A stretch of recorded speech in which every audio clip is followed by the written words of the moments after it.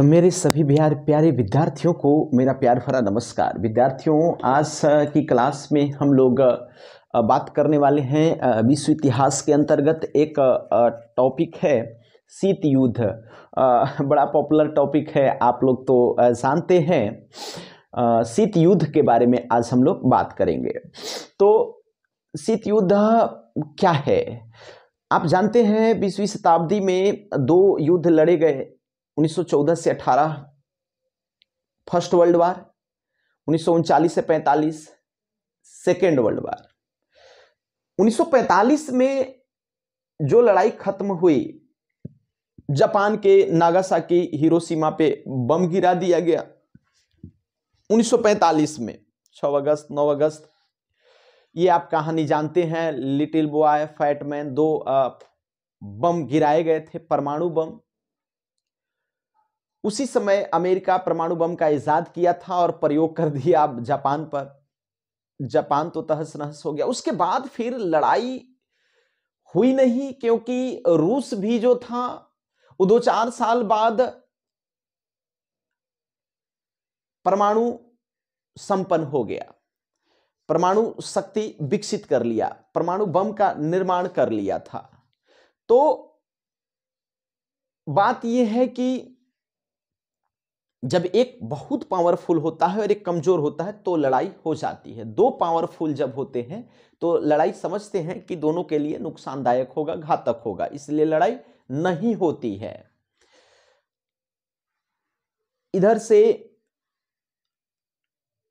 गुरगुराया जाएगा, उधर से भी गुरगुराया जाएगा, जैसे कुत्ते नहीं करते हैं। लेकिन एक वीडियो देख रहे थे कि आप लोग भी शायद देखे हो कि एक ग्रिल है, ग्रिल के उस साइड कुछ कूदते हैं, ग्रिल के साइड कुछ इधर कूदते हैं, और दोनों जब ग्रिल बंद है तो खूब जो है सो भौंक रहे हैं एक दूसरे के ऊपर, जैसे लग रहा है कि खा जाएंगे। लेकिन ग्रिल को जब ऊपर उठा दिया गया तो फिर दोनों जो है सो चुप हो जाते हैं। फिर ग्रिल बंद किया गया तो फिर जो है सो गुरगुराने लगे। तो ये इस प्रकार की भी लड़ाई होती है। सिर्फ कहने पूछने की लड़ाई, मतलब लड़ाई हो नहीं रही है, बस लड़ाई का एक माहौल तैयार हुआ है, ये शीत युद्ध कहलाता है। अब जानते हैं 1945 से लेकर के 1990 का जो दौर था। देखिएगा, अभी हम लोग बात कर रहे हैं कोल्ड वार की, शीत युद्ध की। कब से कब तक चला भैया? तो ये जो कोल्ड वार होगा दो महाशक्तियों के बीच होता है। आप जानते हैं, एक अमेरिका है और दूसरा जो है वो क्या है, रूस है। ये मोटे तौर पर देखिए, मैं बहुत अभी मोटा मोटी लेकर के चल रहा हूं, और इसको एक शीत युद्ध का एक श्रृंखला रहेगा। छोटे छोटे वीडियो के माध्यम से जो है वो हम आपको छोटी छोटी क्लास के माध्यम से आपको हम ये बताएंगे, जो कि आसानी हो समझने में। ये मैं एक अलग तरीके का प्रयोग कर रहा हूं। विद्यार्थियों, कोल्ड वार 1945 से लेकर के 1990 तक का जो दौर था वो विश्व युद्ध कहलाता है। इसमें दो महाशक्तियां थी, धुरी के रूप में संपूर्ण विश्व के लिए कार्य कर रही थी। एक अमेरिका और दूसरा सोवियत संघ रूस है। हम रूस लिखे शॉर्ट में, इसको आप सोवियत संघ रूस समझिएगा, ठीक है? सोवियत संघ रूस। अमेरिका की जहां तक बात है तो यह जो था अमेरिका, वो पूंजीवादी प्रकृति का देश था। कैसा था भैया? ये पूंजीवाद का फॉलोअर था। और आप ये समझते हैं कि जो रूस था वो समाजवादी था, या साम्यवादी, जिसको आप कह सकते हैं, साम्यवादी विचारधारा का फॉलोअर था। पूंजीवादी का मतलब ये होता है, पहले तो आप समझ रहे हैं ना मैं क्या कर रहा हूं? मैं आपको शीत युद्ध के बारे में बता रहा हूं। शीत युद्ध 1945 से 1990 के बीच में लड़ा गया। 1945 से पहले विश्व में दो लड़ाइयां लड़ी जा चुकी थी। 1945 में तो एक लड़ाई खत्म हुआ, दूसरा विश्व युद्ध, और फिर 1914 से लेकर के 18-19 तक पहला विश्व युद्ध हो चुका था। तो 20वीं शताब्दी संपूर्ण विश्व के लिए बड़ी घातक रहा, एक अलग अनुभव देने वाला हुआ। इसमें करोड़ों लोग मारे गए, तब जाकर के दुनिया को यह शुद्ध हुई कि लड़ाई ठीक नहीं होता है। राष्ट्रवाद के चक्कर में, नस्लवाद के चक्कर में, धार्मिक कट्टरता के चक्कर में भौतिक संपन्नता के चक्कर में, एक दूसरे से श्रेष्ठ हो जाने के चक्कर में जो लड़ाइयां लड़ी गई वो संपूर्ण विश्व के लिए और मानव सभ्यता के लिए बहुत घातक सिद्ध हुई। 1945 से 1990 तक का जो दौर था वो युद्ध तो नहीं लड़ा गया, लेकिन युद्ध जैसा माहौल बना हुआ था। और मैं आपको क्या बताऊं, आज यदि आप 2022-23 का माहौल देखेंगे तो शीत युद्ध का ही दौर चल रहा है। 1990 के बाद यह माना गया कि शीत युद्ध का दौर खत्म हो गया, लेकिन पूर्णतः नहीं खत्म हुआ। यह 2020 से तो फिर शुरू हो गया है। कैसे? अरे सर, एक तरफ अमेरिका उस समय था 1945 से 1990 के बीच में, एक तरफ अमेरिका, दूसरे तरफ रसिया। आज भी तो है सर। रूस यूक्रेन पे बमबारी करते जा रहा है, खूब उठापटक चल रहा है। अमेरिका जो है यूक्रेन को समर्थन दे रहा है। कभी टीवी पे आता है माहौल बनाने वाला न्यूज, अब होगा परमाणु युद्ध, अब होगा विनाश दुनिया का। तो जो बोलता है, हमको हंसी आती है कि जब परमाणु बम गिराया जाएगा तो बैठ के स्टूडियो में मजा लेगा क्या? ओ ये दीदी दिल्ली से कहीं से बोल रहा होगा या मुंबई से कुछ चैनल बोलते हैं तो उधर इधर भी प्रभाव। यदि विश्व युद्ध हो जाएगा, परमाणु युद्ध से, परमाणु शक्तियों से यदि लड़ा जाएगा तो भारत भी अछूता तो नहीं रहेगा। वो डरवाते हैं, सिर्फ उनको पता है कि परमाणु बम नहीं गिराया जाएगा। अब उसकी चर्चा हम लोग करेंगे। शक्ति संतुलन एक सिद्धांत है पॉलिटिकल साइंस में, उसकी भी चर्चा हम लोग करेंगे। क्योंकि जब लोग या संस्था या देश या शक्ति, जब दो महाशक्ति बन जाते हैं, एक तरफ महाशक्ति एक तरफ महाशक्ति, ये दोनों आपस में टकराने से बचते हैं। 99.9% चांस होता है कि ये नहीं टकराएंगे। जब एक पावरफुल है और दूसरा थोड़ा कमजोर है तो टक्कर होती है। ठीक बात है। तो यहां पर अमेरिका 1945 के बाद और रूस 1945 के बाद दोनों एक दूसरे के कट्टर जानी दुश्मन जैसे प्रतीत हुए। इनमें दुश्मनागत चली भी, लड़ाइयां भी लड़ी गई, लेकिन प्रत्यक्ष रूप से नहीं। अमेरिका और रूस आमने सामने आए। ये जो माहौल बना 1945-1990 के बीच, ये शीत युद्ध था। ये आप जानते हैं, समझते हैं। ये 1945 से 1990 का जो दौर रहा, ये शीत युद्ध के नाम से जाना गया। अमेरिका पूंजीवादियों का नेतृत्व कर रहा, पूंजीवादियों का नेतृत्व अमेरिका कर रहा था और साम्यवादी का नेतृत्व रूस कर रहा था। थोड़ा सा हम शुरू में ही बता दें कि पूंजीवाद क्या है और साम्यवाद क्या है। पूंजीवाद एक विचारधारा है जो व्यक्ति को विवेकशील प्राणी मानते हुए उसको आर्थिक, सामाजिक और तमाम क्षेत्रों में अपार छूट प्रदान करता है। जो जितना आगे जा पाए, जो जितना जितना पावरफुल है वो उतना आगे जाएगा। उस पर सरकार का या किसी भी बाह्य शक्ति का कोई हस्तक्षेप नहीं होगा। नहीं समझ रहे हैं? मतलब हमको जो बिजनेस करना है, जो भी करना है वो हम करेंगे। और तो इसमें क्या होता है पूंजीवादी में कि जो पूंजीवादी जो व्यवस्था होती है उसमें जो पूंजीपति होते हैं वो उनको बहुत मजा है, क्योंकि इसमें कुछ लोग का तो टावर खड़ा हो जाता है और पूंजीवादी व्यवस्था में यह भी है संभव कि कुछ लोग बहुत गरीब हो जाए। साम्यवादी जो व्यवस्था होती है इसके फॉलोअर ये मानते हैं कि सरकार या राज्य का ये नैतिक उत्तरदायित्व बनता है, या सरकार इसी चीज के लिए है, ये है कि जो कमजोर तबका है उसको क्या करे कि उसके लिए अपने से कुछ करे। गरीबों के लिए, विकलांगों के लिए, वृद्धों के लिए, महिलाओं के लिए, श्रमिकों के लिए, उसके उत्थान के लिए सरकार कार्य करे। और जो पूंजीपति, जो धनाढ़ लोग होते जा रहे हैं उस पर थोड़ा सा जो है वो हथौड़ा चला करके उसको छोटा करे, नहीं तो वो दूसरे को, जैसे बड़ी मछली छोटी मछली को खा जाती है, उसी प्रकार से बड़े बड़े पूंजीपति जो हैं वो श्रमिकों का शोषण करते हैं, ये मानता है। तो श्रमिकों का ये हितैषी है, ये पूंजीपतियों का हितैषी है। नहीं समझ रहे हैं बात के? ये दोनों विचारधारा आपस में टकराते रहे 1945 से 1990 तक, ये शीत युद्ध है।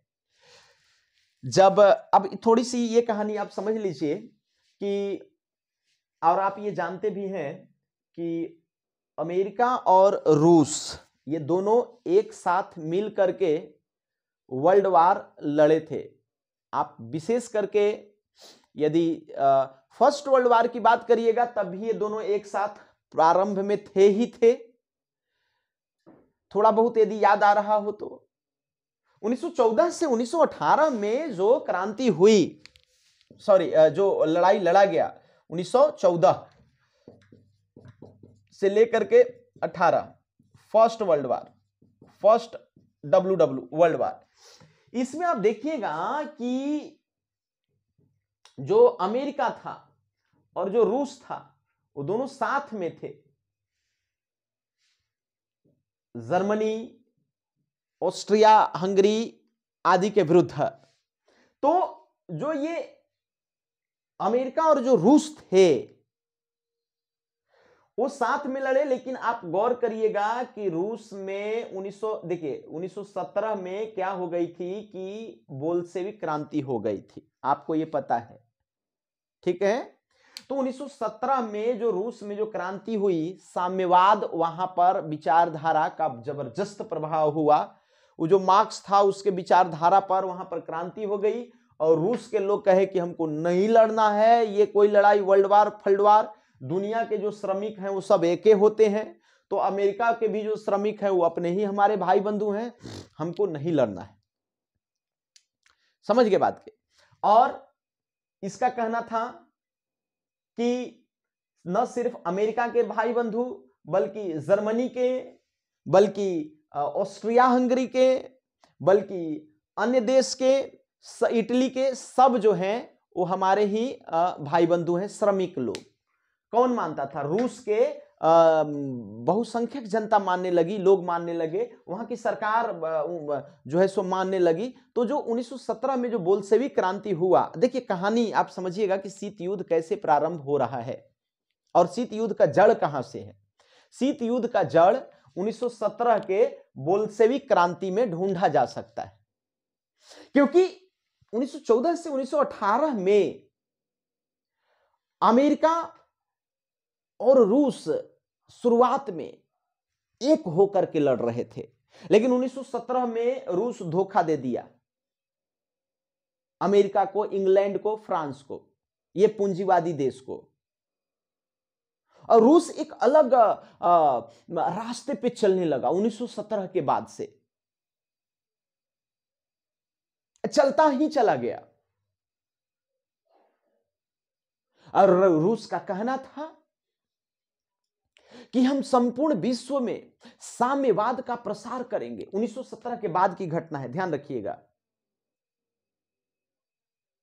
1918-19 में वर्ल्ड वार फर्स्ट खत्म हुआ, बीच का दौर आया, उसमें आप देखते हैं कि हिटलर जर्मनी में नाजीवाद, मुसोलिनी इटली में फांसीवाद और तमाम ऐसी घटनाएं घटी जिसमें विशेष करके जर्मनी को जो कह सकते हैं कि वर्साई की संधि के बाद जो भरपूर नुकसान हुआ था उसको भरने के लिए हिटलर का प्रादुर्भाव हुआ, और यहूदियों से बड़ी नफरत करता था हिटलर, और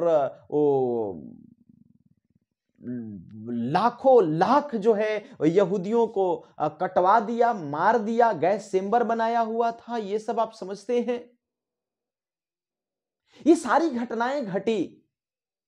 अब आप थोड़ा समझने का प्रयास करिएगा, देखिए थोड़ा यदि आप कॉन्सेप्ट समझ जाए तो कहानी कुछ होवे। 1914 से 1918 तक तो प्रथम विश्व युद्ध हुआ, तो अमेरिका और रूस दोनों साथ में ही शुरुआत में थे। 1917 में धोखा दे दिया, कौन? विश्व युद्ध से पीछे हट गया, कौन? रूस। बात समझ रहे हैं? यहां देखिएगा, यहां फर्स्ट वर्ल्ड वार में रूस अमेरिका को धोखा दे चुका है, सिर्फ अमेरिका को ही नहीं, इंग्लैंड, फ्रांस सभी को धोखा दे चुका है रूस,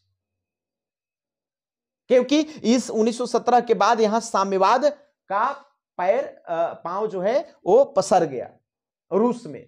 अब आप देखिए 1900 1939 से 1945 के बीच में जो सेकेंड वर्ल्ड वार होता है, तो ये जो सेकेंड वर्ल्ड वार है, ये सेकेंड वर्ल्ड वार है, इसमें रूस और अमेरिका आश्चर्यजनक तरीके से गठबंधन कर लेते हैं, प्लस प्लस ये साथ में मिलकर के लड़ते हैं 1939 से 1945 के बीच में। जो कौन युद्ध होता है? World war WW2, world war second. और 1939 से 1945 युद्ध हुआ था, लेकिन 1939 में दोनों का गठबंधन नहीं हो गया था। अमेरिका के जो सपोर्टर देश थे, वो जैसे मित्र देश जिसको आप कह सकते हैं, तो उसमें इंग्लैंड था, फ्रांस था, ऐसे ऐसे पूंजीवादी देश थे, और रूस भी इसी में ऐड हो गया। तो इंग्लैंड, फ्रांस, रसिया, अमेरिका, ये सब मिल करके जो है वो जर्मनी और जापान जैसे देशों के विरुद्ध लड़ रहे थे। ये तो आप समझते हैं सेकेंड वर्ल्ड वार में, ये बात समझते हैं कि नहीं समझते हैं? ओहो हो। दूसरे विश्व युद्ध में अमेरिका और रूस फिर से एक हो गए थे। जो प्रथम विश्व युद्ध में 1917 में ही रूस जो है वो पैर पीछे खींच लिया था, वही रूस फिर इन लोगों का साथ देने लगा था 1941 के अंत में। 1941 में दो घटनाएं घटी। 1941 में दो महत्वपूर्ण घटनाएं घटी, जिससे जो है वो अमेरिका और रूस, जो दो विपरीत विचारधारा के देश थे, उनको 1941 के अंत तक जो है गठबंधन करना पड़ा। आप कभी ये ऐसा देखे हैं, महसूस किए हैं कि, अब बात समझने का प्रयास करिएगा, आप कभी ऐसा देखे हैं कि जैसे 2, 4, 5 लोग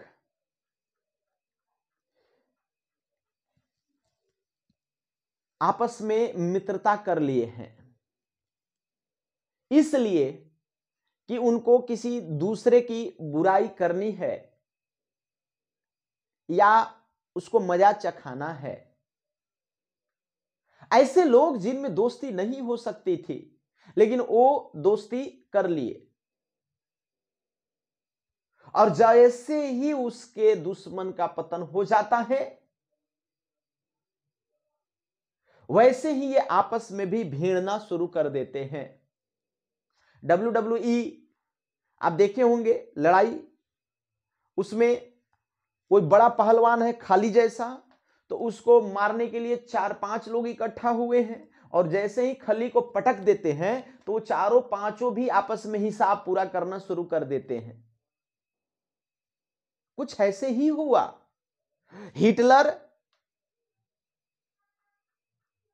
1930-40 के दशक में इतना खतरनाक व्यक्ति हो गया कि, और उसका जो कॉन्सेप्ट था, उसकी जो कट्टरता थी, उससे पूरा विश्व को भय लगने लगा। प्रारंभ में तो मजा आ रहा था अमेरिका को, इंग्लैंड को, फ्रांस को। इसको हम थोड़ा मिटा करके ये समझाते हैं आपको कि कैसे क्या हो रहा था। देखिए कैसे किस प्रकार की राजनीति चल रही थी। यहां पे हम एक ऐसे ही समझाने के लिए एक चित्रात्मक तरीके से, जैसे मान लीजिए कि ये अमेरिका है, USA, और सागर के इस पार एक इंग्लैंड देश है, इंग्लैंड को UK भी आप कह सकते हैं। इसके बाद एक देश आपका फ्रांस है, इसके बाद एक देश आपका जर्मनी है। बात समझने का प्रयास करिएगा। फ्रांस हो गया, जर्मनी हो गया, इधर आपका रूस है, रूस है। बात समझने का प्रयास करिएगा। इधर आपका जापान है, समझने का प्रयास करेंगे। यहां पर हो ये रहा था कि जो ये अमेरिका, इंग्लैंड, फ्रांस, ये रूस, नहीं बस ये अमेरिका, इंग्लैंड और फ्रांस, ये पूंजीवादियों के बड़ा जो है सो रोल मॉडल थे। अमेरिका, इंग्लैंड, फ्रांस, ये अमेरिका, इंग्लैंड और फ्रांस जो है ये गेम खेल रहे थे प्रथम विश्व युद्ध के बाद। वर्ल्ड वार जो फर्स्ट हुआ उसके बाद रूस के विरुद्ध। रूस बहुत बड़ा क्षेत्रफल में था। रूस 1917 में इनको धोखा दे दिया, फ्रांस, इंग्लैंड, अमेरिका को। बीच में वो भाग गया था 1917 में, याद आ रहा है? नहीं याद आ रहा है, भाग गया। इनको बड़ी खीस बरा था, क्योंकि अब विचारधारा उनका अलग हो गया रूस का 1917 के बाद से। कैसी विचारधारा? साम्यवाद है रूस में। अब यह कहता है कि विश्व के श्रमिकों एक हो जाओ, तुम्हारे पास पाने के लिए सब कुछ है, खोने के लिए कुछ भी नहीं। और इसका है कि कहता है कि हम सारा जगह अपना जो है वो साम्यवाद लाएंगे। अब कहेंगे सर साम्यवाद लाएगा तो हो क्या जाएगा? अरे भैया, यदि रूस के जैसा साम्यवादी विचार हो जाए तो यहां के पूंजीपति जो कि सत्ता में बैठे हुए हैं, बड़ा बड़ा टावर है, वो बर्बाद हो जाएंगे। तो यहां जो अमेरिका, इंग्लैंड और फ्रांस के जो पूंजीपति हैं उनको बहुत भय है, और उन्हीं के हाथ में सत्ता है। मतलब कि पूरे देश को ही भय है, अमेरिका, इंग्लैंड और फ्रांस जैसे देश को। नहीं समझ पा रहे हैं? तो साम्यवाद से लगता बहुत डर है 1917 के बाद। किसको? अमेरिका, फ्रांस और इंग्लैंड जैसे देशों को। इसलिए साम्यवाद के प्रसार को रोकने के लिए इन लोगों ने जर्मनी को उस्काया, और इनको पता था कि लोहा लोहा को काटता है। तो जर्मनी में एक पैदा ले लिया हिटलर, पगला गया ये, और ये यहूदियों को धर धर के काटने लगा। और ये अपना प्रसार करते करते ये चाहता था कि इन लोग ये चाहने लगे, अमेरिका वाले, इंग्लैंड वाले, फ्रांस वाले, कि जर्मनी अपना प्रसार इधर करके और अपना क्षेत्रफल बढ़ा लेवे, या फिर ये जर्मनी रूस को जो है तंग करता रहे कि रूस मजबूत न हो पाए और हम लोग इधर अपना मजे से आगे बढ़े। और नहीं तो ये बढ़ जाएगा तो साम्यवाद का प्रसार होगा, तो हम सभी पूंजीपति बर्बाद हो जाएंगे। नई बात समझ रहे हैं? तो जर्मनी को इन्होंने क्या किया कि मोटिवेट कर दिया। यहां पर ऑस्ट्रिया को जब बर्बाद कर रहा था जर्मनी, तो ये मजा ले रहे थे इंग्लैंड, फ्रांस वाले। नहीं समझ रहे बात के? ये मजा ले रहे थे। कहा जाता है कि ओसामा बिन लादेन जैसे आतंकवादी को संरक्षण अमेरिका ही दिया था, अमेरिका ही ट्रेंड कर रहा था, लेकिन बाद में भस्मासुर के जैसा उसी पर जाकर के बम फोड़ दिया। उसी प्रकार से कुछ कहानी हुई। इनको पावरफुल बनाने का कार्यक्रम इन्हीं लोग कर रहे थे। ये छोड़ दे रहे थे, शेर को जैसे कुत्ता को छोड़ दिया जाता है, जाओ मांस नोचो, वैसे ही ये छोड़ दिए। और रूस फड़फड़ा रहा है, कह रहा है कि अरे भाई ये जर्मनी पागल से बचाओ हमको। लोग कह रहे हैं कि ठीक है हम बचाएंगे बचाएंगे, लेकिन ये मजा ले रहे हैं। अब यहां पर तीन विचारधारा के में विश्व बटा हुआ था। ये तीन विचारधारा वाले आपको नजर आएंगे। कब? फर्स्ट वर्ल्ड वार के बाद और सेकेंड वर्ल्ड वार से पहले तक तीन विचारधारा के आपको संगठन नजर आएंगे। पहला विचारधारा पूंजीवादियों का था, अमेरिका, फ्रांस, इंग्लैंड का ये पूंजीवादियों का ग्रुप हो गया, ये पूंजीवादियों का ग्रुप हो गया। ये रसिया वाले साम्यवाद, ये साम्यवादी थे, रूस में साम्यवादी विचारधारा है। ये जर्मनी और इधर एक इटली हो गया, यहां पर मुसोलिनी था, इटली। तो ये जर्मनी और इटली जैसे देश जो थे ये भयंकर कट्टरवादी जो है देश थे। तो यहां पर कट्टरवाद चल रहा था। देश को उत्थान या उसके विकास के लिए संपूर्ण विश्व का खात्मा हो जाए, ये चाहते थे जर्मनी और इटली जैसे देश। यहां मुसोलिनी था, फांसी वाद लाया और यहां पर जर्मनी में हिटलर नाजीवाद।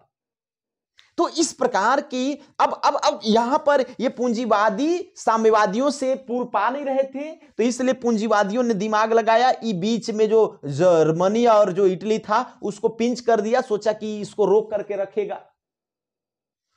रूस जैसे ये साम्यवाद के प्रसार को ये जर्मनी और इटली जैसे देश रोक करके रखेंगे, हम लोग इधर से मजे से विकास करते रहेंगे। नहीं समझ रहे बात के। ये कब की घटना है? ये फर्स्ट वर्ल्ड वार के खत्म और सेकेंड वर्ल्ड वार के शुरुआत से पहले का। यानी आप समझ सकते हैं कि 1919 से लेकर के और 1939 तक के बीच में ये आपको ऐसा विश्व रहा। 1939 में सेकेंड वर्ल्ड वार शुरू हो गया, तब भी ये कंफ्यूजन में थे, अब क्या हो, कौन किसका में मिलाप होगा अभी पता नहीं चल रहा है। 1941 में दो घटनाएं घटी। जून के आसपास में ये जर्मनी जो है वो रसिया पे आक्रमण कर दिया, हिटलर पगला गया, रूस पे आक्रमण कर दिया। ये बात है जून 1941 का, ध्यान समझिएगा। जून 1941 का आपको दिख रहा होगा, नहीं दिख रहा होगा अभी तो कोई बात नहीं। 1941 में जो मैं कह रहा हूं समझिए, जून 1941 में जर्मनी रसिया पर आक्रमण कर दिया। इसी प्रकार से जापान जो है वो उठा, सो अमेरिका पे क्या कर दिया कि दिसंबर 1941 में उसका जो पर्ल हार्बर जो द्वीप था उस पे आक्रमण कर देता है। ये दो घटना घटती है, बात समझने का प्रयास करिएगा। 1941 में दो घटना, एक कि जर्मनी द्वारा किस पे आक्रमण हुआ भैया? तो जर्मनी द्वारा रूस पे आक्रमण, रूस पर हमला, और उसी प्रकार से जापान द्वारा पर्ल हार्बर द्वीप यानी अमेरिका पर हमला। तो इस तरीके से जो है 1941 में दो घटनाएं घटी। अब कहिएगा सर इससे क्या होगा? आप ये विश्व का स्थिति तो समझ रहे थे, अब इसी बीच 1941 में दो घटनाएं भयंकर घट गई थी। 1941 में जो जर्मनी हिटलर रूस पे जो आक्रमण किया, तो रूस को अब समझ में आया कि अब तो हम गए काम से। अब विचारधारा तो बाद की चीज है, पहले तो प्राण बचाया जाए हिटलर से। ये साम्यवादी विचारधारा रखने के बावजूद जो है इनको मजबूरी में याद आया कि भैया फ्रांस, इंग्लैंड, अमेरिका बचा लो हमको, किससे? जर्मनी से। नहीं समझ रहे बात के। तो मजबूरी में रूस का ये मजबूरी था, सोवियत संघ रूस का ये मजबूरी था कि ये अमेरिका और फ्रांस और इंग्लैंड जैसे पूंजीवादी देशों से क्या कर लेवे? गठबंधन कर लेवे। क्योंकि 1941 के मध्य में आक्रमण कर दिया था हिटलर इसके ऊपर, नहीं समझे। दूसरी बात यह है कि अमेरिका भी परेशान हो गया। अमेरिका पहले तो मजा ले रहा था, लेकिन जब जापान भी हिटलर को देख करके पगला गया और जापान उठा, सो नहीं समझ रहे बात के, हिटलर के बाहुबल के चक्कर में ये भी जो है सो अमेरिका पे हमला कर दिया। अब अमेरिका भी आग बबूला हो गया, कहा कि नहीं नहीं ठीक है, हम रूस को भी मिलाएंगे, और जर्मनी और इटली और जापान जैसे देश जो हैं इनका माथा खराब हो गया, इनको सबक सिखाना जरूरी है। तो अब गठबंधन शुरू हुआ। यहां पर देखिएगा, यही कारण है कि पूछा जाता है कि जब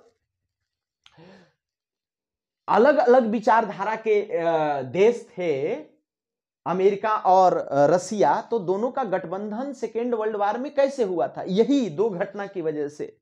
रूस खुद परेशान था। यहां पर बात है ना कि एक हमारा देश रूस है और एक हमारा देश है अमेरिका। तो रूस और अमेरिका क्यों सहयोग किए? क्योंकि रूस पर जर्मनी आक्रमण कर दिया था और अमेरिका पर जापान आक्रमण कर दिया था। इन्हीं बात समझ रहे हैं। रूस इसलिए अपने आप को असहाय महसूस करने लगा कि जर्मनी इस पर आक्रमण कर दिया था। अब ये ऐसे देश को याद किया जिससे इसका विचारधारा मैच नहीं कर रहा था। रूस पर जब जर्मनी आक्रमण कर दिया तो ये अमेरिका के साथ गठबंधन करने के लिए रेडी हो गया। उसी तरीके से अमेरिका को भी शुरू में मजा ही आ रहा था लड़ाई देखकर, लेकिन जब जापान इस पे आक्रमण कर दिया तो कहा कि नहीं, हम रूस के साथ मिल जाएंगे। तो रूस और अमेरिका ये मजबूरी में एक साथ आए थे। रूस और अमेरिका मजबूरी में एक साथ आए थे।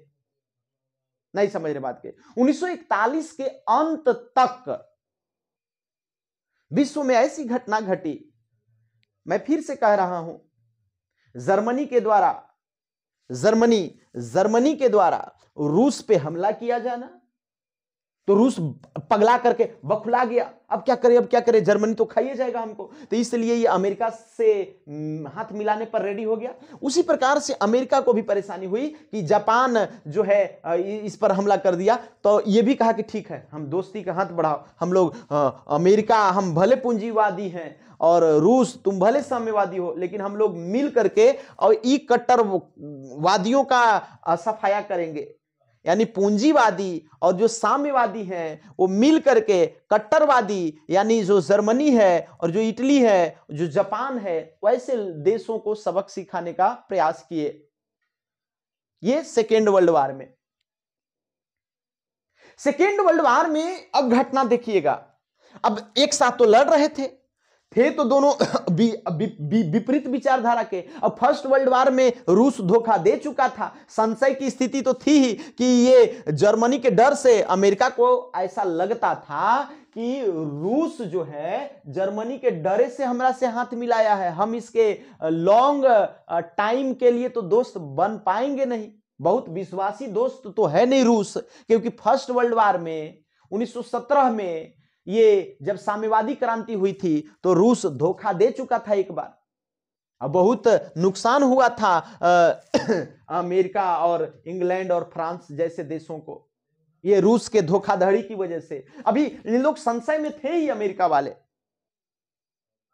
नहीं समझ रहे बात के। तो इनका जो संशय था, ये संशय बरकरार रहा, लेकिन फिर भी मजबूरी में ये साथ भी लड़ते रहे।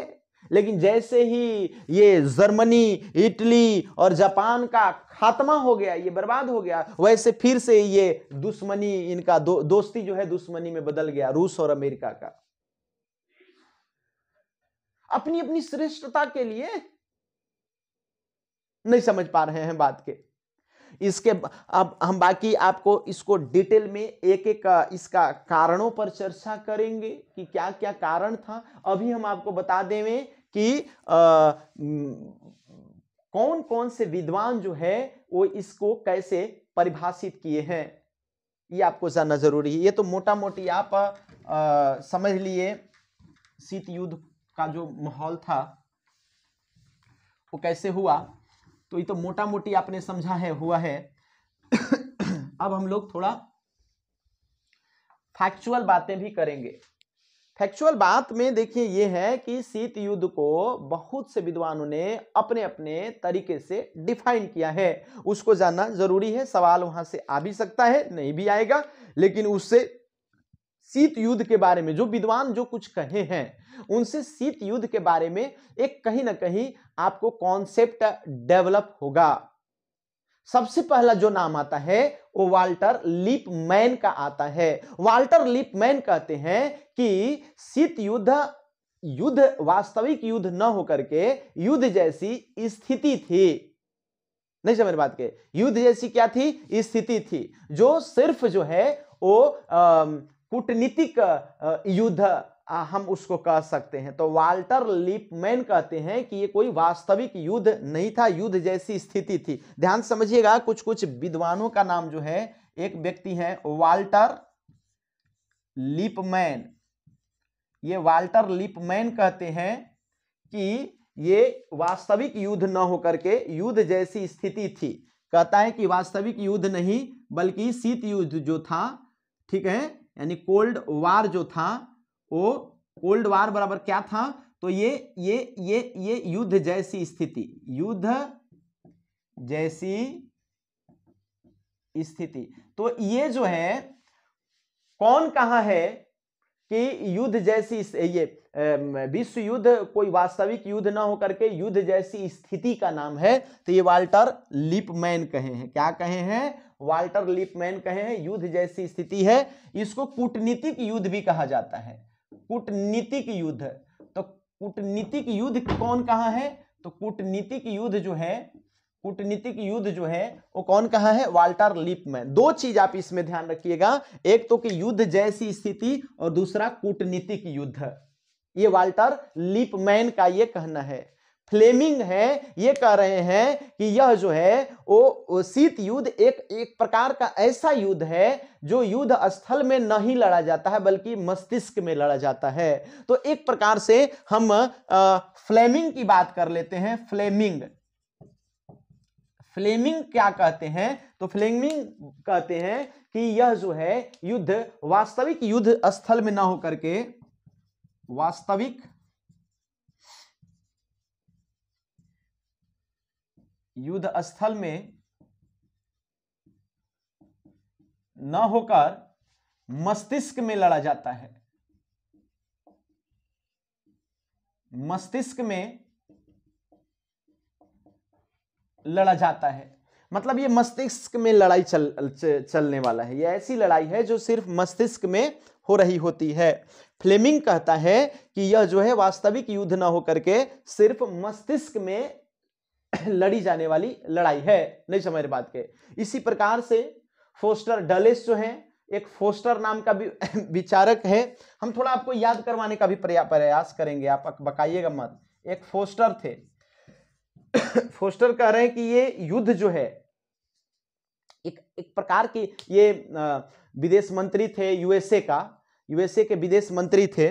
तो फोस्टर डलेस, पूरा नाम इनका फोस्टर डलेस था, फोस्टर डलेस। तो ये कह रहे हैं कि यह जो है जो शीत युद्ध है वो कुछ ऐसे नहीं कहा जाता है कि नहीं होता है कि कोई कहता है कि जैसे कोई पर्व त्योहार है तो आप कभी सुने होंगे कि फलाना त्योहार अच्छाई पे बुराई पे अच्छाई का प्रति ये उसका वो है, बुराई पे अच्छाई का प्रतीक है, अनैतिकता पे नैतिकता की जीत है, नास्तिकता पे आस्तिकता की जीत है। तो कुछ उसी प्रकार से सेम इन्होंने कहा था। यूएसए के जो विदेश मंत्री थे फोस्टर डलेस, उन्होंने कहा कि रूस जो है वो अनैतिक है, बुराई पर आधारित देश है और नास्तिक है, जो किसी भी गॉड अल्लाह ईश्वर को नहीं मानता है। तो ये बुराई पे अच्छाई की जीत है। ध्यान से समझिएगा, ये कहते हैं फोस्टर डलेस। ये यूएसए के राष्ट्रपति थे, यूएसए के अमेरिका के विदेश मंत्री थे। तो ये कहते हैं कि फोस्टर डलेस कहते हैं कि ये बुराई पर अच्छाई की जीत है, बुराई पर अच्छाई की लड़ाई है और अनैतिक के विरुद्ध नैतिकता की लड़ाई है, और उसी प्रकार से कहते हैं कि नास्तिकता के विरुद्ध, नास्तिक माने जो भगवान अल्लाह को नहीं मानता है, गॉड को, नास्तिकता के विरुद्ध आस्तिकता की लड़ाई है। तो ये कौन कहता है? ये फोस्टर डलेस कहते हैं। लुई हॉल कहते हैं, एक और विचारक हैं। हम आपको याद करवाने का भी प्रयास करेंगे कि आप कैसे याद करिएगा ना। एक लुई हॉल है, ये लुई हॉल कहते हैं कि ये लड़ाई बहुत भयंकर और कह सकते हैं कि बुरा लड़ाई था, बहुत भयंकर और बहुत बुरा लड़ाई था। ये कौन कहता है? तो ये शीत युद्ध को, यानी कोल्ड वार जो था, कोल्ड वार वो बहुत बुरा प्लस भयंकर लड़ाई, ये कौन कहा था? ये लुई हॉल कहा था। एक ग्रिप्स थे, ग्रिप्स, उनका भी नाम ले लिया जा सकता है, ग्रिप्स थे। ग्रिप्स महोदय कहते हैं कि यह जो लड़ाई थी वह ग्रीष्म स्तर से नीचे लड़ी जाने वाली लड़ाई थी। ग्रीष्म स्तर से नीचे की लड़ाई थी, नीचे की लड़ाई थी। और एक नेहरू जी हैं, उनका भी नाम ले लेते हैं। इनको सनायु युद्ध का इन्होंने कहा है, सनायु युद्ध। नेहरू जी ने क्या कहा है कोल्ड वार को, तो कोल्ड वार को इन्होंने सनायु युद्ध का नाम दिया है, सनायु युद्ध, सनायु युद्ध कहा है। आप समझिएगा, आपको हम बहुत सारा परिभाषा दे दिए, और जो कि आपको विभिन्न किताबों में विभिन्न जगहों पर इस तरीके का परिभाषा मिलेगा, और यहां से प्रश्न बनने की संभावना, और समझने के लिए भी ये ठीक है कि आपको ये समझ में आएगा कि किस प्रकार से जो है अलग अलग विद्वानों ने इसको परिभाषित करने का। शीत युद्ध है क्या, बड़ा पहेली सा है भाई, है लड़ाई जब हो ही नहीं रहा है तो कौची के लड़ाई, ताना तानी है सिर्फ। लड़ाई पटका पटकी हो जाए, फटा फटी, बम गिरवा गिराई, तो इसको हम लोग बोलेंगे कि उष्ण उष्ण, या कह सकते हैं कि गर्म लड़ाई, हॉट वार। और ये कोल्ड वार है, इसमें लड़ाई जैसी स्थिति है, लड़ाई नहीं हो रही है। याद आपको कुछ जुगाड़ करना पड़ेगा। मेरे जितने भी टॉपर्स विद्यार्थी हुए हैं, उनका एक हम डाटा इकट्ठा किए हुए हैं, उनको हमने देखा और उनको जो हमने सिखाया उसको जो फॉलो किए, कुछ कोडिंग करके याद रखिएगा आप, तो आपको याद रहेगा, ऐसा हमारा अनुभव है।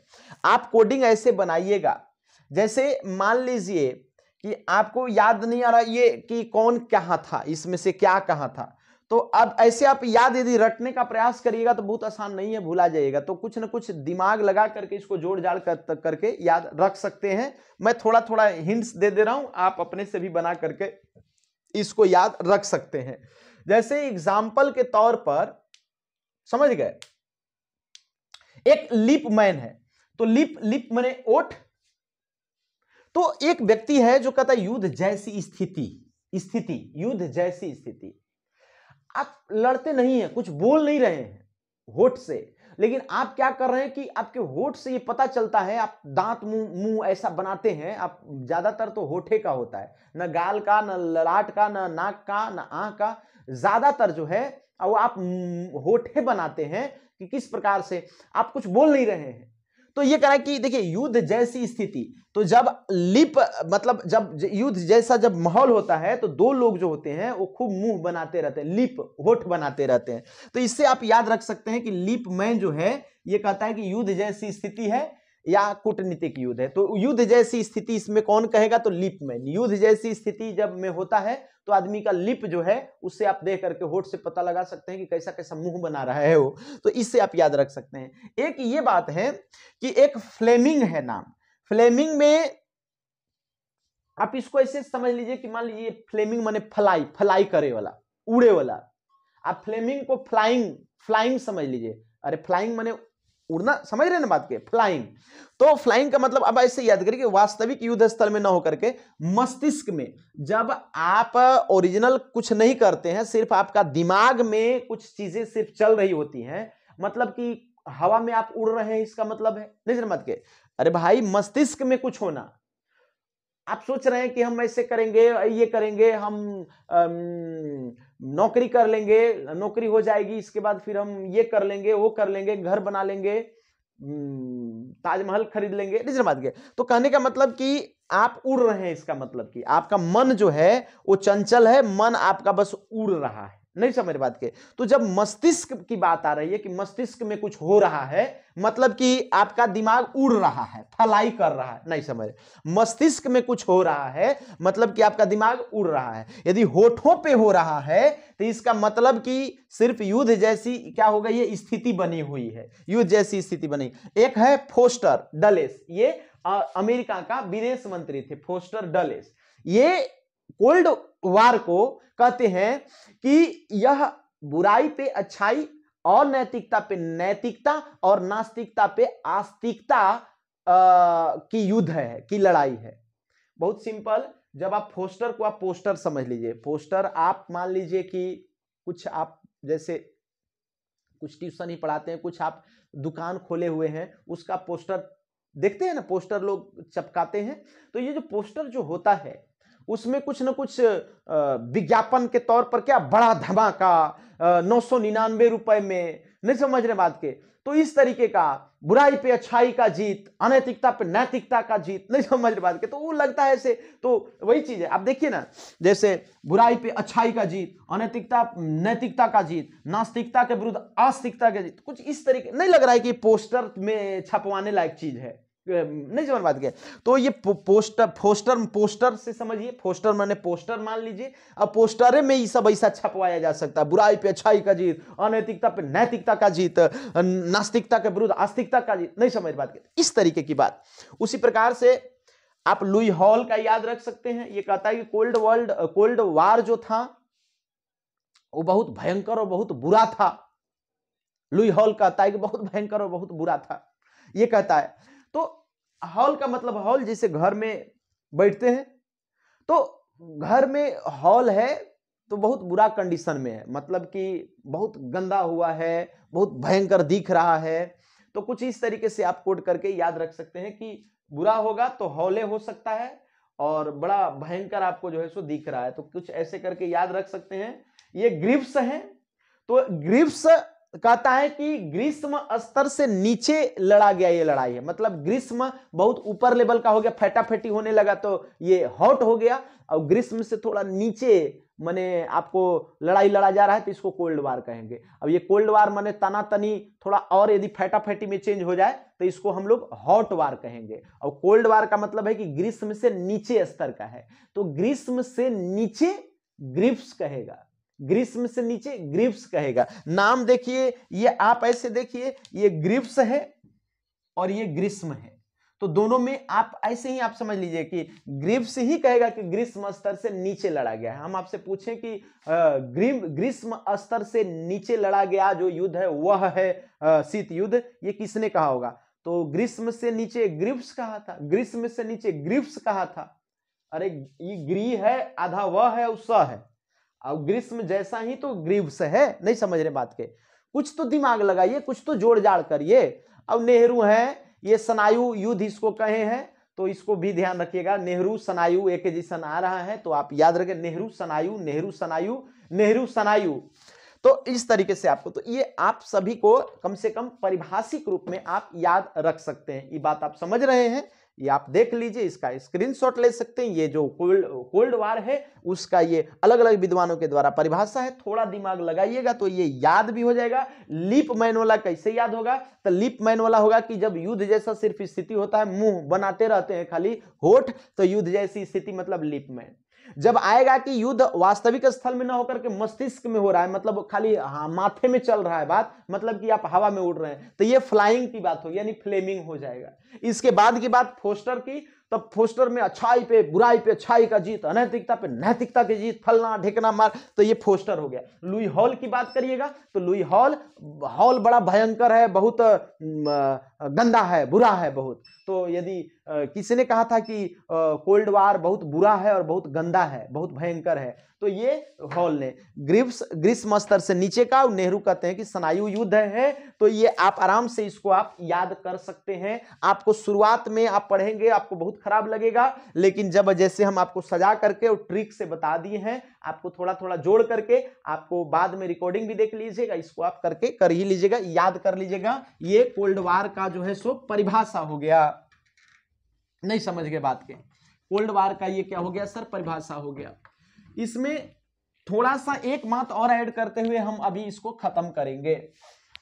देखिए, कभी कभी ये सवाल पूछा जा सकता है और पूछने का भरसक चांस है कि जो शीत युद्ध था उसमें दो ग्रुप जो बटा हुआ था, उसमें एक तरफ तो अमेरिका था और दूसरे तरफ रूस था, सोवियत संघ। लेकिन अमेरिका के समर्थक कितने देश थे जो गुट में शामिल थे? पूरा विश्व था। लेकिन महत्वपूर्ण देश कौन थे? आपको एक देश का नाम ले लेगा, जैसे मान लीजिए हंगरी पूछ लिया, रोमानिया पूछ लिया, बुल्गारिया पूछ लिया, और आपको पूछ लेगा कि बुल्गारिया, रोमानिया, हंगरी, चेकोस्लोवाकिया, ये सब जो देश थे वो किस गुट में शामिल थे। पहला ऑप्शन आएगा जाएगा जो है सो अमेरिकी गुट में, चाहे पूंजीवादी गुट में। दूसरा ऑप्शन रहेगा सोवियत गुट में, चाहे साम्यवादी गुट में। और तीसरा ऑप्शन आ जाएगा कि गुट निरपेक्ष। चौथा ऑप्शन आ जाएगा कि उपयुक्त में से कोई नहीं। माथा खराब हो जाएगा, नहीं समझ बात के। तो कहने का मतलब ये आप मोटे तौर पर जानिए कि ठीक है, दो ध्रुवीय व्यवस्था थी 1945 के बाद 1990 तक। 1990 तक क्यों, वो आपको पता होगा, नहीं पता होगा तो हम आपको बता देंगे। 1990 में जो मेन दुश्मन था अमेरिका का, सोवियत संघ, रूस, वो रूस टूट गया, बर्बाद हो गया। तो दुश्मने खत्म हो गया, फिर बातें खत्म है। लेकिन रूस फिर से अपने आप को पुनर्गठित किया, पावर इकट्ठा किया, और रूस आज के डेट में फिर चैलेंज कर रहा है अमेरिका को। यूक्रेन पे मार पटक बम फोड़ा फोड़ी कर रहा है। अब तो 2020 के बाद फिर से शीत युद्ध का दौर शुरू हुआ है। पता नहीं चलता है कब कौन कौन पे बम फोड़ देवे। इस लोग दिमाग में है कि शायद युद्ध नहीं होगा, क्योंकि इतना परमाणु संपन्न देश है, इन लोग तो लड़ेंगे नहीं तो विनाश हो जाएगा। धरती उड़ करके पता चले धरती सब फाट जाए, नहीं बात के। तो वो तो ये अलग बात है। लेकिन अभी हम लोग थोड़ा सा बात कर लेते हैं कि अमेरिका के पक्ष में कौन कितने देश थे। अमेरिका के पक्ष में कितने महत्वपूर्ण देश थे जो पूछा जा सकता है, और सोवियत संघ रूस के पक्ष में कितने देश थे। तो एक अमेरिका के पक्ष में देश और दूसरा रूस के पक्ष में देश। ये आपको जानना चाहिए। अमेरिका में आपको जो है इंग्लैंड तो रहेगा ही रहेगा, तय है। फ्रांस रहेगा ही रहेगा। इसके अलावा अमेरिका, फ्रांस, कनाडा एक देश था है अमेरिका के बगल में ही, आप जानते हैं। इटली भी अब आ जाएगा। इसके अलावा अमेरिका हो गया, फ्रांस हो गया, कनाडा हो गया, इटली हो गया, बेल्जियम हो गया, ग्रीस हो गया, तुर्की हो गया, ये सब देश, पाकिस्तान हो गया, ऑस्ट्रेलिया हो गया। ये सब जो देश हैं वो क्या हो जाएंगे कि अमेरिका के पक्ष में आ जाएंगे। नहीं समझ रहे बात के। देखिएगा कौन कौन सा देश। तो अमेरिका के पक्ष में जो देश आएंगे वो आ जाएंगे, इंग्लैंड आ जाएगा, ध्यान समझिएगा। इंग्लैंड के अलावा फ्रांस हो जाएगा। कौन हो जाएगा? फ्रांस हो जाएगा। फ्रांस के अलावा जो है इटली हो जाएगा। ये यूरोप के सब देश जो हैं वो अमेरिका के पक्ष में हो गए। इंग्लैंड हो गया, फ्रांस हो गया, इटली हो गया। एक देश कनाडा है, कनाडा भी हो जाएगा। इसके अलावा जो कुछ और महत्वपूर्ण देश है वो आपको आपका जो है सो तुर्की हो जाएगा। इसके अलावा ग्रीस हो जाएगा, या ग्रीक जिसको आप बोलते हैं, पुराना वाला यूनान, एथेंस वाला जिसको आप लोग बोलते हैं। बेल्जियम हो जाएगा, बेल्जियम हो जाएगा। इसके अलावा कौन देश हो जाएगा सर? बेल्जियम हो जाएगा, यूरोप का ही देश है। इसके अलावा ऑस्ट्रेलिया हो जाएगा, ऑस्ट्रेलिया हो जाएगा। एक और इंपॉर्टेंट देश जिसका नाम आपको याद रखना चाहिए, जो अमेरिका का जो पिछलगू बन के रह गया, उसका नाम है पाकिस्तान। उसका क्या नाम रहेगा सर? पाकिस्तान। उसका नाम रहेगा पाकिस्तान, ध्यान समझिएगा। उसका नाम है सर पाकिस्तान। आज भी अमेरिका इसको सपोर्ट करता है, उस समय पाकिस्तान। हिंदुस्तान या इंडिया या भारत किसके पक्ष में चला गया था सर? तो इंडिया किसी का भी पीछे नहीं लगा। इंडिया किसी का पिछलगू नहीं बना। शुरुआत से ही भारत जो है एक आप नेहरू जी की समझदारी कह लीजिए, भारत का सौभाग्य कह लीजिए कि भारत जो है वो गुट निरपेक्षता को पालन करते आया है। गुट निरपेक्षता की भी हम चर्चा आगे करेंगे इसी चैप्टर में। गुट निरपेक्षता के बारे में डिटेल में बात करेंगे बाद में। तो अमेरिका 1945 के बाद इतने महत्वपूर्ण देशों को लेकर के आगे बढ़ा, और भी बहुत सारे देश हो सकते हैं। ये जो आपका रसिया जो होगा, रूस वो पोलैंड को, बुल्गारिया को, रोमानिया को, हंगरी को, चेकोस्लोवाकिया को, ऐसे देशों को लेकर के आगे बढ़ेगा। ठीक है, तो कौन कौन देश को सर? तो ये आपको जो है सो पोलैंड को, रोमानिया को, बुल्गारिया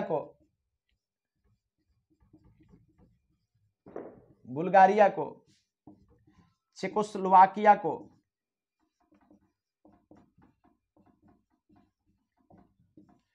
शायद इधर कट रहा होगा, चेकोस्लोवाकिया को।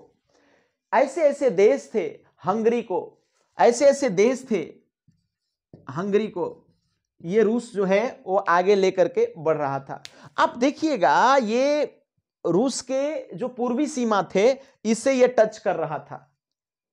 नहीं समझ रहे बात के, अभी मानचित्र में बना देंगे, थोड़ा सा ऐसे समझिए। जैसे मान लीजिए कि ऐसे समझिए ये रूस है, ये रूस है, तो रूस में जो पूर्वी यूरोप के जो देश, जो रूस का जो ये वाला जो हिस्सा जो सटा हुआ है, नहीं समझ बात के, तो इधर आपको मिल जाएगा जैसे पोलैंड हो गया, बल्गारिया हो गया, रोमानिया हो गया, Poland, Bulgaria, Romania, Czechoslovakia, Czechoslovakia, ये सब देश जो रूस से सटे हुए हो सकते थे। नहीं समझ गए? रूस का जो पश्चिमी हिस्सा था उससे जो सटे देश हैं वो रूस के प्रभाव में आ गए। नहीं समझ रहे बात के, बात समझ रहे हैं? इसके अलावा जो देश आपको बच रहे हैं, तो अमेरिका तो इधर है, अमेरिका, तो जो इधर जो पश्चिमी यूरोप था, मतलब जैसे आपको अमेरिका के ऊपर में कनाडा हो गया, कनाडा, फिर इधर आपका जो है सो यूरोप का जो पश्चिमी यूरोप है, इंग्लैंड हो गया, फ्रांस हो गया, इटली हो गया, ये सब आपको पश्चिमी यूरोप में आएंगे। जैसे लिख ही देते हैं, जैसे मान लीजिए इधर हो गया आपको अमेरिका, तो खैर बीच में पानी रहेगा, इधर मान लीजिए इंग्लैंड हो गया, फिर एगो फ्रांस हो गया, एगो जर्मनी तो गया काम से, फिर आपका जो है सो कह सकते हैं इटली हो गया, इटली हो गया, कनाडा यहाँ ऊपर है, ये है कनाडा हो गया, ठीक है। इधर भी आपका इधर तुर्की हो गया, इधर आपको ग्रीस हो गया, तुर्की हो गया, ग्रीस हो गया, बेल्जियम इधर हो गया, बेल्जियम हो गया, बेल्जियम हो गया। तो इस तरीके का, यानी जो पश्चिमी यूरोप के देश थे, भाई समझते हैं कि नहीं समझते हैं? पूर्वी पश्चिमी पूरा यूरोप है ये, तो बाएं बगल को पश्चिमी, इधर को पश्चिमी कहेंगे और इधर को पूर्वी कहते हैं। यानी रूस से जो सटे हुए देश थे वो इसके समर्थन में आ गए, और अमेरिका से जो सटे हुए देश थे वो, या जो इसके करीब में देश हो सकते थे, वो इसके समर्थन में आ गए। यहाँ पर पूंजीवाद का प्रभाव हुआ, और इधर जो है वो साम्यवाद का प्रभाव हुआ। दो ध्रुवों में विश्व बंट गया। ये बात समझ रहे हैं कि नहीं समझ रहे हैं? तो ये बात आप समझने का प्रयास करिएगा। एक बात और जो आपको हम बता देना चाहते हैं कि रूस को जो है और अमेरिका को अलग अलग नाम से जाना गया। जो अमेरिकन गुट था और जो रशियन गुट था, तो अमेरिकन गुट को आंग्ल गुट भी कहा जाता था, या पश्चिमी गुट कहा गया, या लोकतांत्रिक गुट भी कहा गया। तो कौन कौन गुट? तो आंग्ल गुट, पश्चिमी गुट या लोकतांत्रिक गुट। तो अमेरिका को जो है वो क्या क्या कहा जाता था सर? तो अमेरिकन गुट को जो है वो आंग्ल अमेरिकन गुट या आंग्ल गुट कहा जाता था। आंग्ल माने हुए अंग्रेज वाला, नहीं समझ गए? आंग्ल लैटिन, तो ये आंग्ल गुट कहा गया। चूंकि पश्चिमी देशों का ये नेतृत्व कर रहा था, इसलिए पश्चिमी गुट भी कहा गया इसको। आपको पूछ सकता है कि निम्नलिखित में कौन सा जो है वो गुट अमेरिकन गुट के लिए नहीं है? एक ऑप्शन में रहेगा आंग्ल गुट, दूसरा ऑप्शन में रहेगा पश्चिमी गुट, तीसरा ऑप्शन में रहेगा लोकतांत्रिक गुट। लोकतांत्रिक गुट, नहीं समझ बात के? ये तीनों है, ये तीनों अमेरिकन गुट को कहा जाता था। अरे अमेरिका और अमेरिका के जो सहयोगी देश अभी बताए ना, Canada, France, England, Italy, Belgium, तो ये सब जो देश थे ये आंग्ल गुट, पश्चिमी गुट या लोकतांत्रिक गुट कहे जाते थे। कभी कभी इनको जो साम्यवादी जो रूस वाले जो थे वो भड़क करके कभी कभी इनको जो है वो पूंजीवादी गुट और साम्राज्यवादी गुट भी कहते थे। तो इनको गाली के तौर पर क्या दिया जाता था? तो इनको गाली तो नॉर्मली इनको कहा जाता था, नॉर्मली इनको ये कहा जाता था, लेकिन गाली के तौर पर इनको क्या कहा जाता था? ये रूस वाले क्या कहते थे? तो रूस वाले इनको जो है वो कहते थे साम्राज्यवादी गुट, साम्राज्यवादी गुट प्लस एक चीज और कहते थे। एक तो साम्राज्यवादी गुट कहते थे और दूसरा पूंजीवादी गुट कहते थे। पूंजीवादी गुट, नहीं समझे? तो आंग्ल गुट, पश्चिमी गुट, लोकतांत्रिक गुट और ये समाजवादी गुट, सॉरी साम्राज्यवादी गुट और पूंजीवादी गुट, ये सब अमेरिकन गुट का ही नाम था। ये ज्यादा भड़क करके साम्राज्यवाद का मतलब क्या? अपना प्रसार करके और उसको पूरे दुनिया को कब्जा में करने का प्रयास करना, ये साम्राज्यवादी विचारधारा है। और पूंजीवादी तो आप समझते हैं, ये कहने की जरूरत नहीं है। तो अमेरिकन गुट को ऐसे कहा जाता था। रशियन गुट की जहां तक सवाल है तो रशियन गुट को भी तमाम नाम से जाना जाता था। एक तो ये पूरब में था तो इसको पूर्वी गुट के नाम से जाना जाता था, पूर्वी गुट, तो इसको पूर्वी गुट कहते थे। ए मेरे भाई, इसको पश्चिमी गुट कहेंगे तो इसको पूर्वी गुट आप नहीं कह सकते हैं, कह सकते हैं। पूर्वी गुट के अलावा इसको जो है समाजवादी गुट के नाम से भी जाना जाता था। तो पूर्वी गुट, समाजवादी गुट, समाजवादी गुट, कभी कभार इनको भी गाली के तौर पर जो है साम्यवादी गुट और अधिनायकवादी गुट कहा जाता था। तो इनको कभी कभार जो है वो ये अमेरिकन जो लेखक होते थे, कभी कभार का अमेरिकन लेखक ऐसे ही संबोधित करते थे, इसको जो है ये गुट के रूप में अधिनायकवादी गुट और साम्यवादी गुट, साम्यवादी गुट प्लस अधिनायक गुट, अधिनायकवादी गुट, इस तरीके से इनको समझा जाता था। नहीं समझ पा रहे हैं बात के, तो आपको यह जानना पड़ेगा कि अमेरिकन गुट को क्या क्या कहते थे और रशियन गुट को क्या क्या कहते थे। यानी अमेरिका और अमेरिका के जो दोस्त थे उसको सम्मिलित रूप से क्या क्या कहा जा सकता है, और रूस के जो दोस्त थे उसको क्या क्या कहा जा सकता था। तो इस तरीके से आपको जानना चाहिए था। ठीक बात है, ठीक बात है। तो ये सारी कहानी खत्म हो गई। इसके बाद जो है अब हम आपको अगली क्लास में जो है वो शीत युद्ध के बारे में बात करेंगे, शीत युद्ध के अलग अलग कारणों के बारे में, और शीत युद्ध के फिर चरण की बात करेंगे। शीत युद्ध को जनरली 5 से 6 चरणों के बीच में विभाजित कर सकते हैं आप। तो शीत युद्ध स्टेप बाय स्टेप घटना बदलते गया है। तो कैसे कैसे हम लोग 1917 से लेकर के शीत युद्ध का जड़ तो 1917 से ही माना जाता है, लेकिन शुरुआत 1945 से, तो 1945 से 1990 के बीच के दौर को हम लोग 5-6 चरणों में बांट करके उसको पढ़ेंगे, और उसके पहले हम लोग कारणों पर चर्चा कर लेंगे कि शीत युद्ध का मूल कारण क्या था।